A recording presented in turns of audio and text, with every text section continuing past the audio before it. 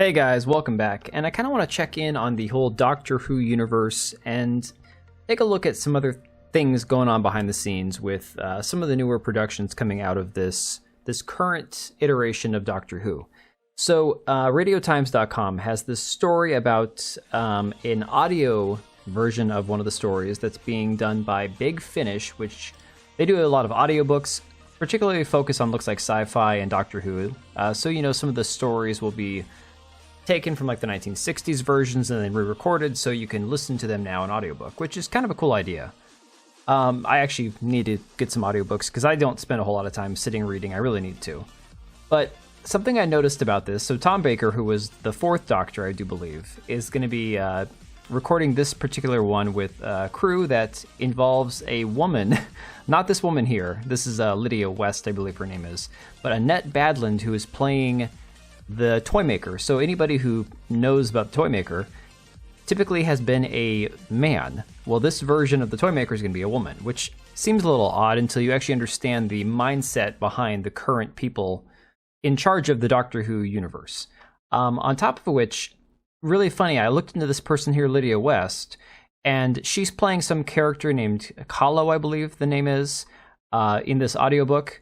No idea who she is. I couldn't find the character in any of the Doctor Who universe, like in any of like the Wikipedia stuff. I have no idea if it's a canon character or a new character they created or whatever.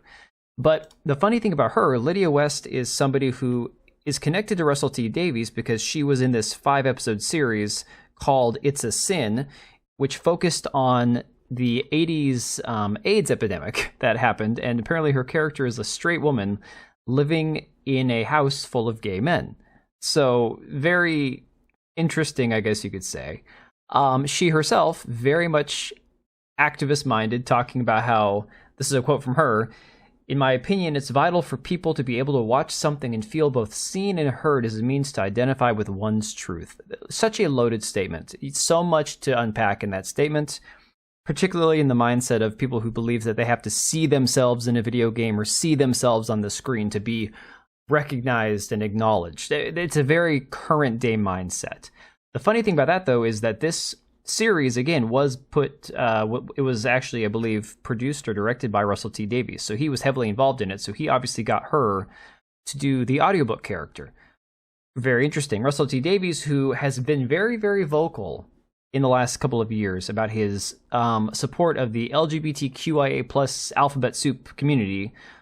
I mean, look, he goes to the drag fest, the pride festivals with the drag queens. It's very outspoken about very controversial topics, such as last year there was a unfortunate situation where somebody who was trans was murdered, and it was a very hot button issue in England, a very controversial topic. And apparently he didn't take kindly to the fact that current Prime Minister Rishi Sunak, who I don't think most Brits are fans of or very fond of, to be honest, he just decided to lash out at Rishi Sunak about what an evil person he is for not supporting these people. So the man is very, very, very, very political, very much an activist-minded person.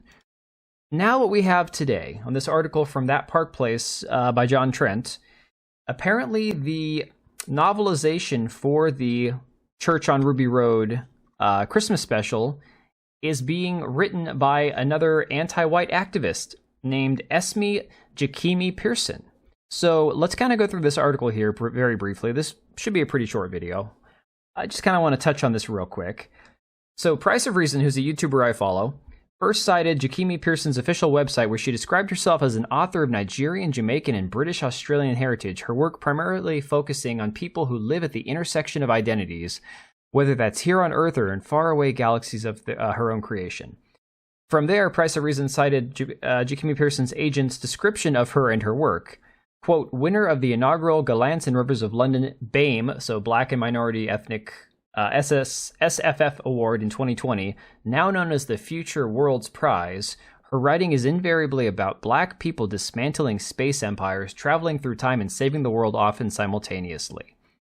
Her agent also highlights that she is the, quote, "co-founder of the organization Impact of a Mission, as featured in The Guardian, Huffington Post, and the Channel 4 documentary Where's My History, with footballer and anti-racism campaigner Troy Deeney." So you know this is going to be good when they have all those virtue signaling words there in the quote. Impact of a Mission makes clear its goals on its website. We are Impact of a Mission, an organization run by 2 uni students that aims to make education on Britain's imperial past part of the compulsory national curriculum.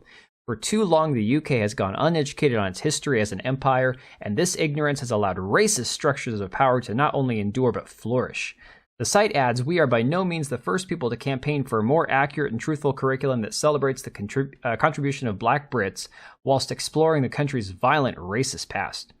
The organization's About section also posits racism is just as institutional and systematic here in the UK as it is in the US. The problem is, here we aren't taught about it. So these are the people, and they list a whole bunch of things where she goes on these crazy, unhinged, anti-white tweets. You can go back and find this article and read them for yourself. But these are the people that are in charge of Doctor Who, both the novelization, the audiobooks, the direction of the show, the characters. I mean, hell, even David Tennant, who is a doctor that people really, really liked when they brought him back. Everything I see from him online is he is just completely buying in, hand over fist into this current day, modern, woke, everything LGBTQ is awesome, everybody else is racist unless you have 5 different black people, and everything's an interracial couple, otherwise it's racist. It's insane. This is where we're at. So let me know what you guys think about this down below. If you're still watching Doctor Who, please tell me why. Please fill me in. Do you have any hope for it?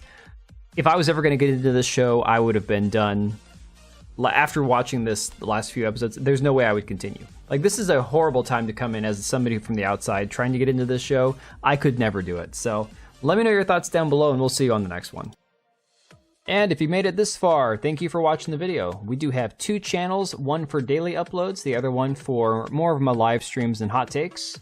Links to both are down below, as well as the ability to join as a channel member for as little as $3 a month, and that'll greatly help us out. Much appreciated. We also have links to our Etsy accounts down below, as well as our website. We also have Locals and Subscribestar. If you didn't want to support us on YouTube, you can support us through those. Thanks again for being here, and we will see you on the next one.